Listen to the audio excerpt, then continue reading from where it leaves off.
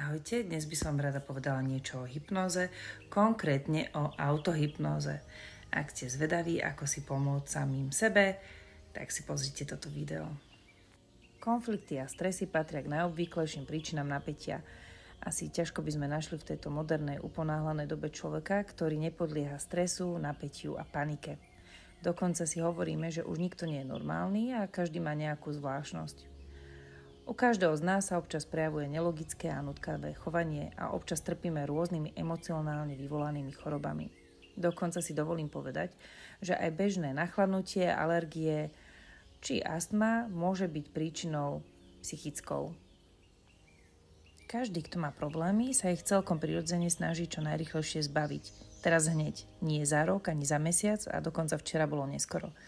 A preto hľadáme rôzne metódy, ako si pomôcť, ako sa zbaviť rôznych chorôb, ako uniknúť realite.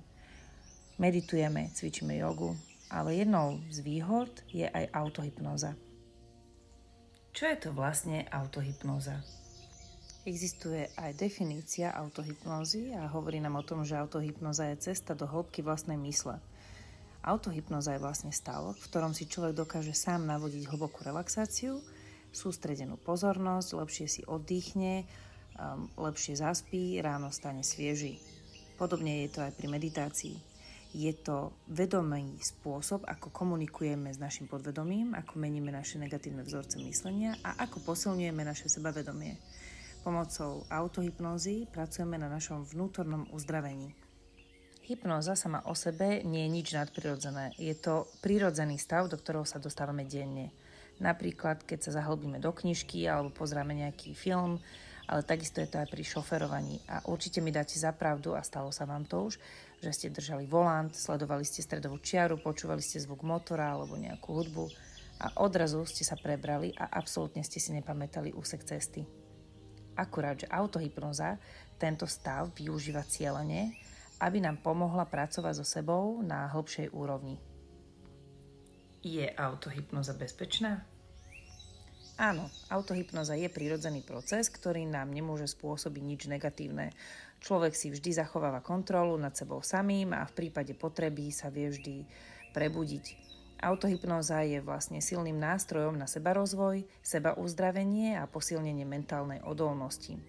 Je to svojím spôsobom cesta, ktorá nám umožňuje dostať sa hlbšie k svojej podstate a vytvárať si život podľa svojich predstav. A ako teda funguje autohypnoza? Naša myseľ sa skladá z vedomej a podvedomej časti. Kým vedomie je racionálne a analytické, naše podvedomie je ako obrovská databáza spomienok, presvedčenia, emócií. Často v ňom pretrvávajú staré traumy, limitujúce presvedčenia alebo programy, ktoré si neuvedomujeme, ale ktoré ovplyvňujú našu kvalitu života. Počas autohypnózy sa dostávame do hlbokého uvoľnenia. V tomto stave je naše podvedomie prístupnejšie na pozitívne sugestie. Môžeme meniť nejaké negatívne vzorce myslenia, napríklad zbaviť sa strachu, úzkosti. Taktiež vieme si posilniť sebavedomie a motivovať sa. Momentálne ľudia dosť prahnú po manifestácii.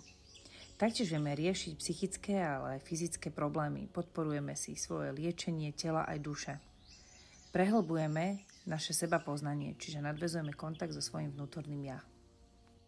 Ak vás táto téma zaujala a chceli by ste vyskúšať vedenú online hypnózu, či naučiť sa lepšie autohypnóze, kľudne ma môžete kontaktovať.